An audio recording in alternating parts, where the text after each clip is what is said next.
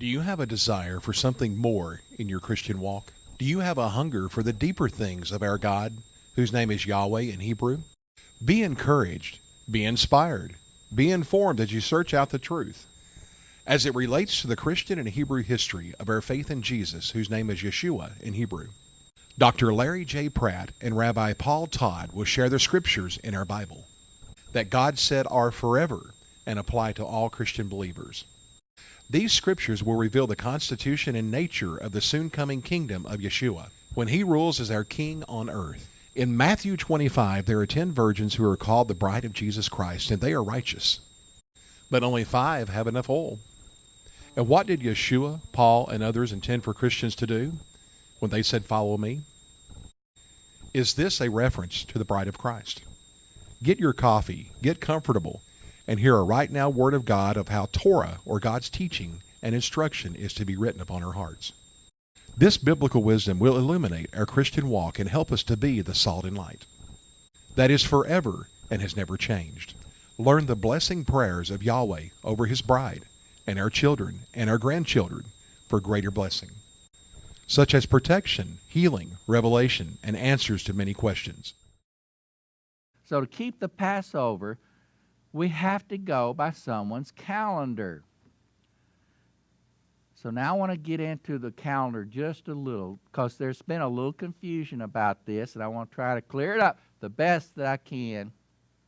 The best that I can. And no one's going to clear it up completely until Yeshua returns and Torah goes forth from Jerusalem and the kingdom.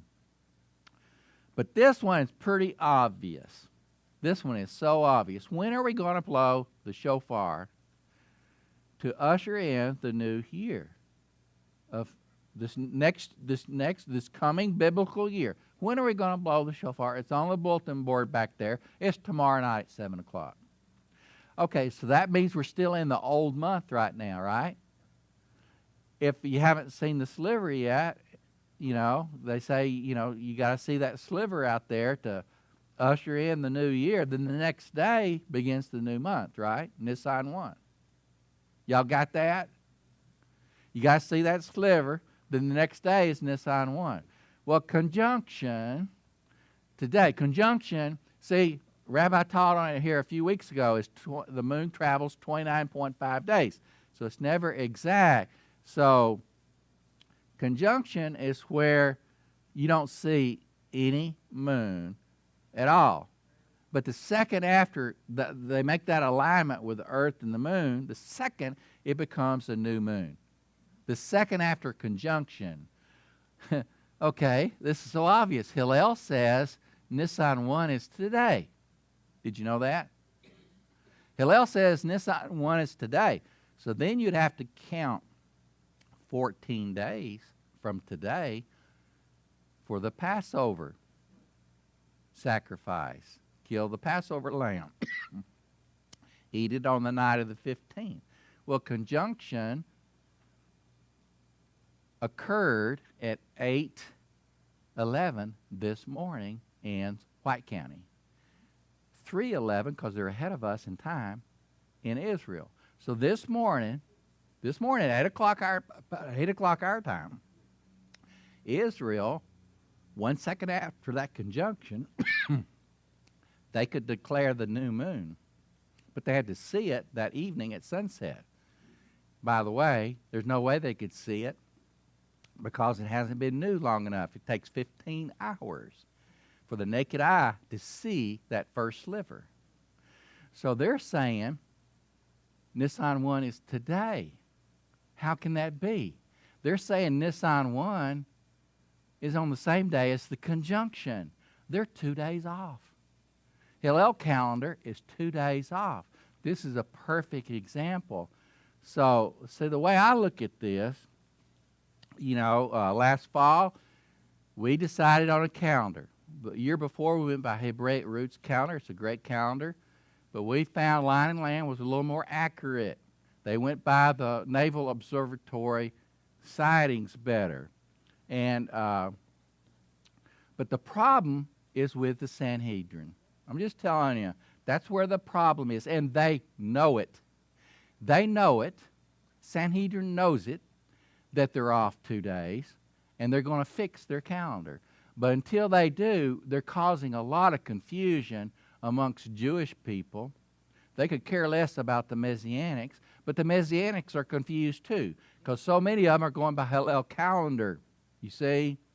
So if they're off 2 days, because they're saying today's the first of the month, but the conjunction occurred this morning, don't you see it's wrong?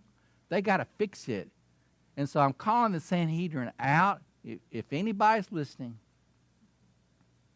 you need to fix your calendar issue, because you're causing your people to err, because they've got a computer and they can go to the Naval Observatory and they can see that the conjunction was today.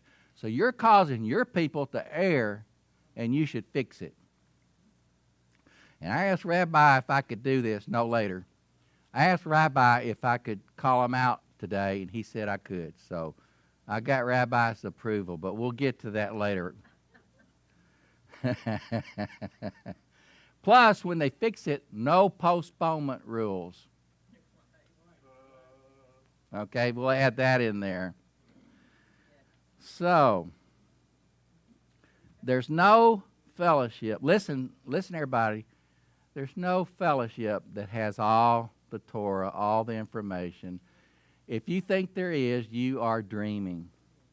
Until Yeshua returns, sets up his kingdom in Israel, sets up the Sanhedrin the way they're supposed to run, there's going to be confusion. But you know what? We should not have confusion at YSC. Listen, there should be no confusion at YSC. The leaders last year, the fall feast, decided on the calendar. So if you want to go by someone else's calendar, that's okay. You can go by any calendar you want to, because you need to honor the Passover. But don't tell us we're wrong. Do you understand what that, do you understand what I'm saying? Don't tell us we're wrong, because in a way, we're all wrong. But Yeshua will fix it. But in order to have unity, because remember that gold I showed you, melting the gold, we're to become one. See, we're to become one, and we need to be one.